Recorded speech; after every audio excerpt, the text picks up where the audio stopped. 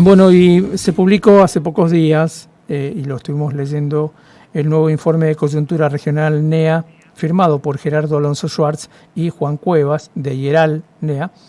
Y en ese informe hay un trabajo pormenorizado de análisis, precisamente lo que estábamos hablando recién, ¿no?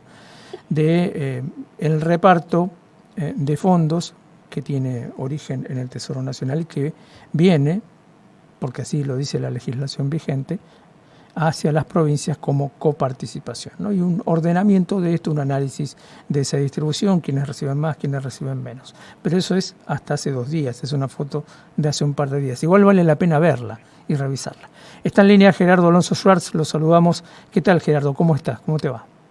Muy bien, Miguel. ¿Cómo andan ustedes? Muy bien por acá. Bien, contanos un poco el trabajo que ustedes hicieron, las conclusiones sobre todo en materia de reparto de esta coparticipación neta en el NEA.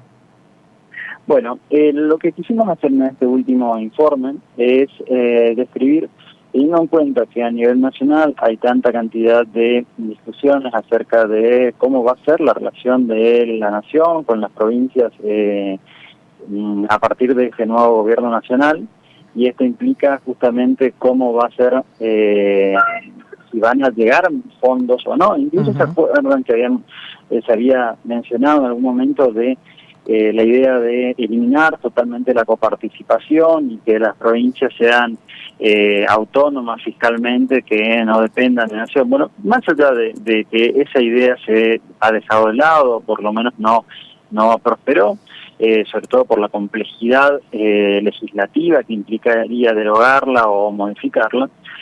Sí es interesante pensar qué es lo que, cuál es la situación o cuál es la relación que ha tenido cada una de las provincias del NEA, en este caso, con la nación. Y en este sentido, vemos que,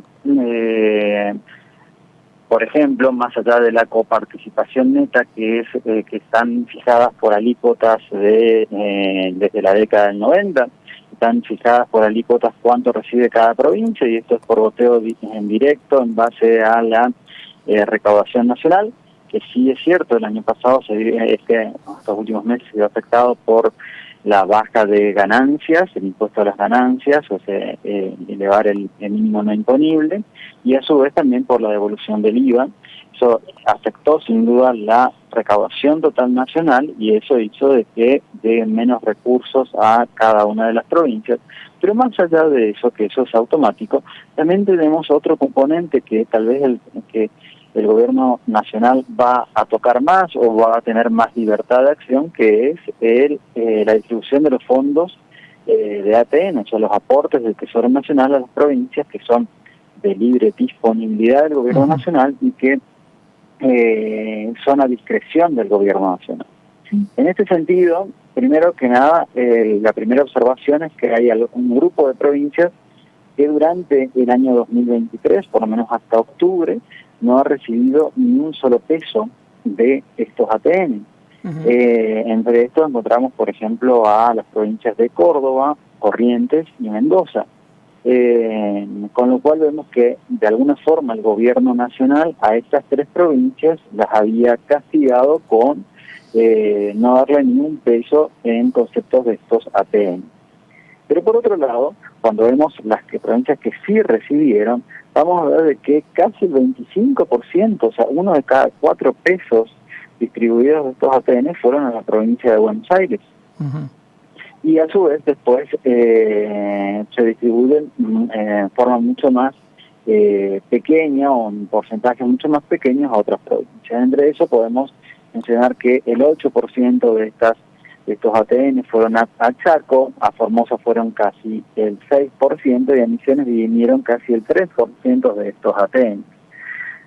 Y esto quiero mencionarlo por el hecho de que seguramente son fondos que, si el gobierno nacional cumple con su nuevo gobierno nacional cumple con sus enunciados de campaña, no habría más distribución de estos ATN, y por lo tanto esto implicaría una caída en la cantidad de recursos que van a administrar cada una de estas provincias, ¿no es cierto?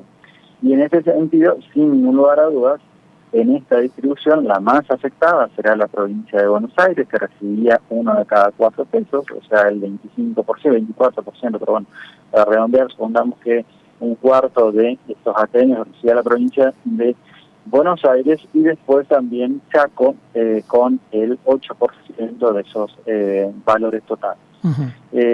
Datos que son, o valores que son sin duda muy importantes para entender cómo funciona esta relación entre la nación y las provincias y cómo se financia el gasto público que después las provincias lo deciden en base a sus presupuestos, en base a sus discusiones internas y demás, y debates internos que hay en cada una de las legislaturas.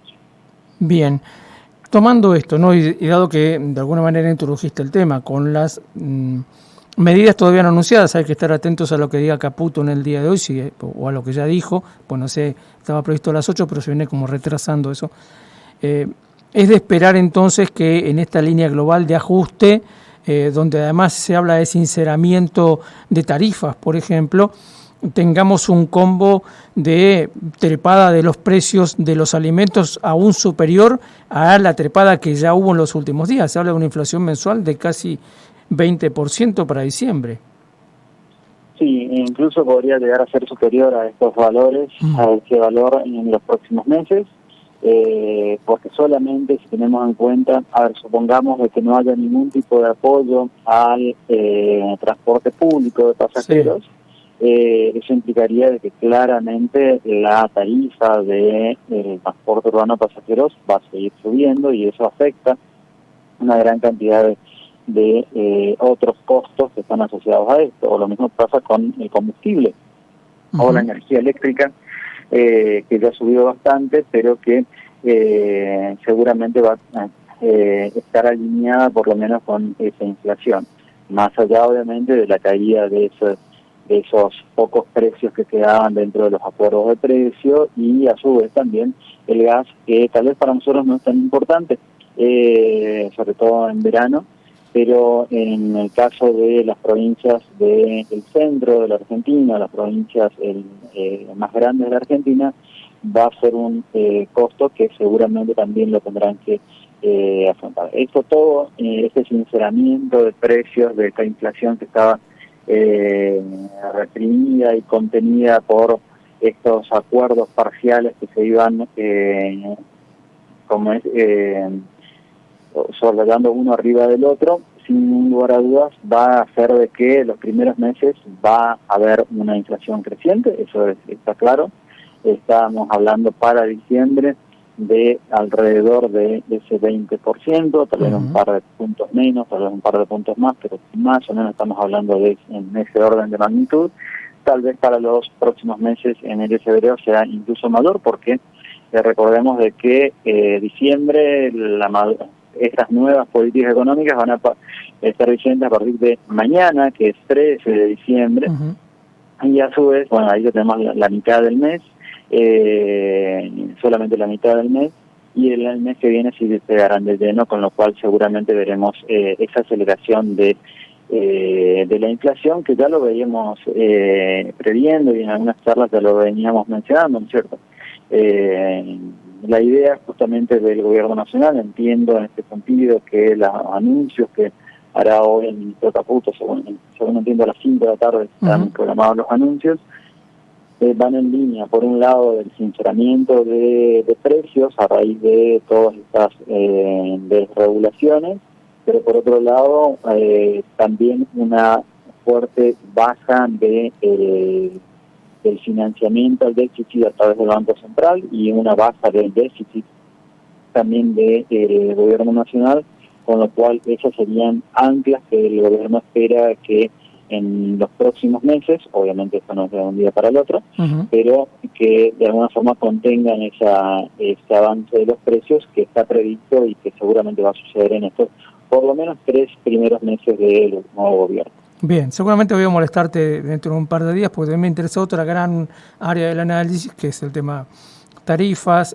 Vos has trabajado mucho, bueno, con Cuevas también, el tema de exportación de esta región, digamos, siempre hubo problemas con eso, y habría que ver cuáles son las decisiones que toma Caputo y cómo se modifica entonces el escenario para los exportadores. Pero bueno, lo dejamos para otros días con datos más duros ya publicados, digamos.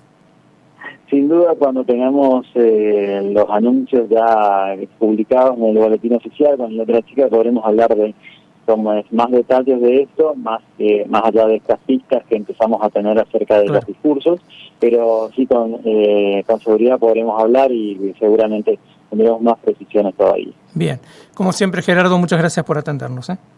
Por favor, gracias a ustedes y que tengan un buen día vos y todo tu equipo. Hasta luego. Hasta luego.